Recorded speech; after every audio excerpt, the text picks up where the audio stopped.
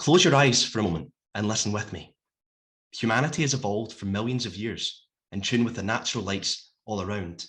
And now we live in a world where we wake up late and immediately avoid the glaring look from the sun, through to the night where we fall asleep entranced by the digital lights as they dance around. Can I ask, do you ever turn them off and take pause at the static night sky before inevitably sighing because it's all too silent to hold your attention? From as soon as I open my eyes, my attention is fixed a billion years back on merging black holes. To see these require a new branch of gravitational wave astronomy. An account of the range of sources, this is like adding a whistling wind ensemble to the mix. Our ears here take the form of the most sensitive detectors in the world.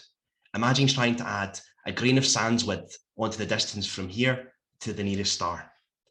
To push detections further back to the edge of the universe, a key barrier that I am trying to overcome is the limiting touch of heat generated by microscopic defects that amounts to a pinch of sand worth of defects in the mirror.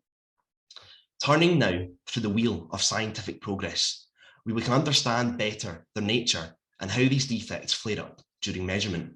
Starting from the top right there, we see the production, where a trunk full of sand is heat cycled to a solid piece of glass, but there are still trace defects in there. To the processing, where I will look to blast these defects with energy from lasers through to other atoms, before gritting smooth, small, cleaner quarters of the mirror, such that they can be fused again to one with touch alone. Then on to the optical measurements, where contrastingly, we must rely on the heat generated to see these deformities, akin to the illusion when you look out for the hot sun and it bends your vision back. However, as they are mitigated, they become harder to see and action on. Finally, the mirror can be installed into the detector. However, we're not done there, as we actively need to mitigate them and mask them away.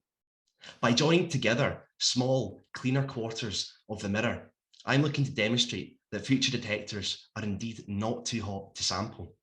To remind everyone that the universe can communicate to us beyond just the limits of our own senses. And ultimately, to bring you a good night's sleep, as you blend the static of the starscape above with the imagination that the universe is whistling past. Thanks.